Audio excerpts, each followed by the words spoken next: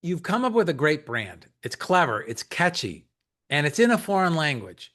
But when you file for a trademark, the USPTO refuses your application. Why? Well, the answer might lie in an obscure but important rule, the doctrine of foreign equivalence. I'm Scott Hervey, a partner with the law firm of Weintraub Tobin, and I'm joined today by my partner, Richard Buckley. We are going to unpack the doctrine of foreign equivalence, how it works, when it applies, and what it means for brand owners and their lawyers on today's installment of the briefing.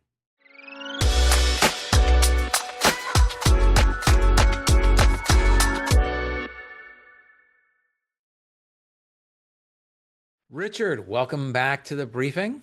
Great to be here, Scott. Great topic. Yeah, I was reminded of this when I was looking at a trademark search for a client, and it happened to be for a consumer brand, and their mark was in Italian. And I had to, in clearing the brand, I had to think, okay, what does that word mean? And I had to look for that English language word for similar products. So, all right, I'm jumping ahead of myself though. Let's start with the basics. The doctrine of foreign equivalence is a rule in U.S. trademark law used to analyze trademarks that contain foreign words. Under this doctrine, a foreign word used in a trademark may be translated into English to determine whether the mark is generic or merely descriptive, and whether it's confusingly similar to another registered or pending mark. The doctrine reflects the idea that the average American consumer familiar with the foreign language may translate the word when encountering the mark. It's not automatic. Translation only happens if it's likely that the consumer would recognize the term and translate it mentally into English. All right, so let's talk about how this comes up in practice.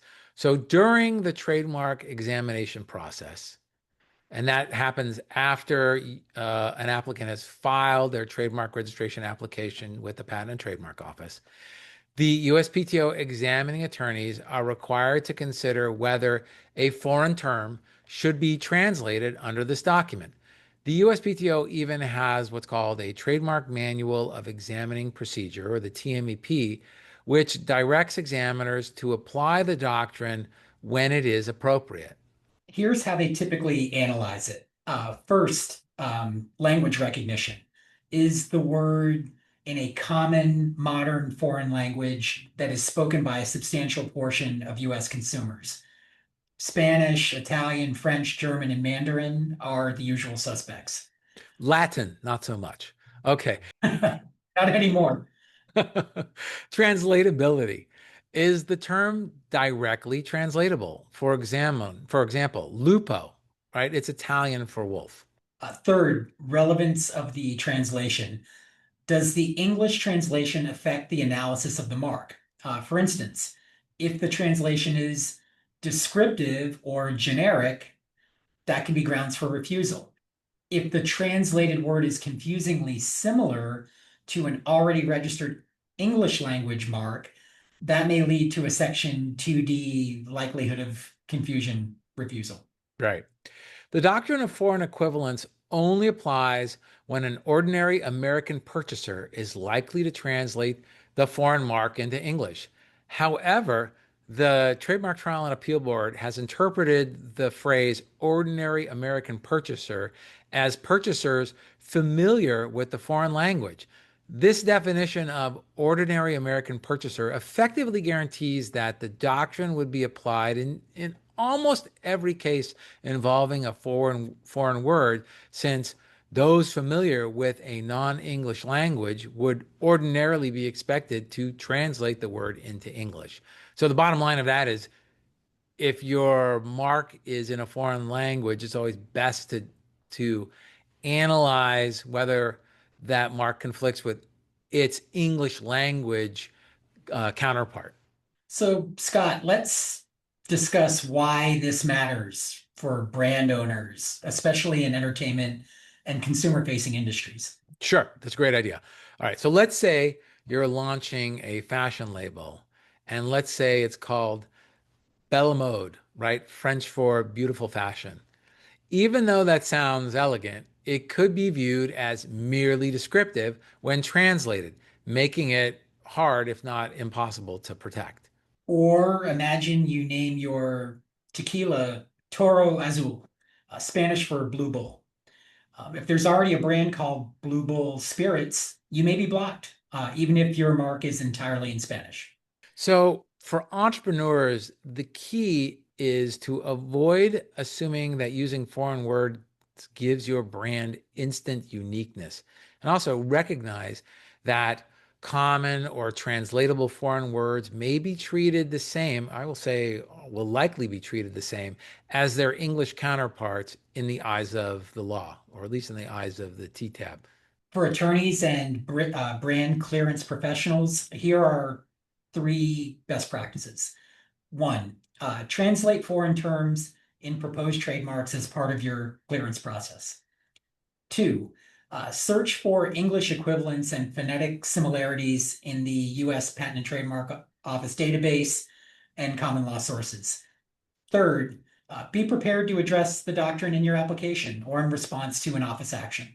And if I may add, Richard, in the search, number two, the search part, most of the time you're going to hire a third-party search firm to do the searching for you. Make sure that they are also searching the English translation and not just a foreign word. And if they're not, call them up and tell them to rerun the search. So also keep in mind that the doctrine doesn't always work against the applicant. In some cases, it's evoked to support refusal, but in others, it might help argue against confusion if translation is unlikely or if it's a very obscure language, like Latin. All right. So before we wrap this up, it's worth noting that, as I said, the doctrine doesn't apply in every case. Courts and examiners will not apply the doctrine if the foreign term is rare or obscure, if the term has no clear English translation, or if the term would not be translated by the relevant consumer because they treat it as a brand name and not a literal word. Also, the doctrine is more likely to apply when the language is widely spoken by a significant portion of US consumers. For example, Spanish language marks face closer scrutiny because of the large Spanish speaking population in the United States. The doctrine of foreign equivalence may sound like a niche rule, but it has major implications for brand strategy. If you're working with foreign language names, whether it's in the entertainment industry, fashion, food, beverages, or tech, understand this doctrine can help you avoid costly setbacks and strengthen your trademark rights from the start. Thanks again to my co host, Richard Buckley. Richard, always great to have your insights. You're welcome back anytime. Thank you, Scott. I look forward to the next refresher. Well, thank you to our listeners or viewers for joining us on the briefing today. If you found this episode helpful or interesting, please take a moment to subscribe, like, and share it with your friends and colleagues. We'd love to hear from you. If you have any suggestions, leave us a comment or review and let us know what topics you'd like us to cover in future episodes. I'm Scott Hervey. I'll see you next time on the briefing.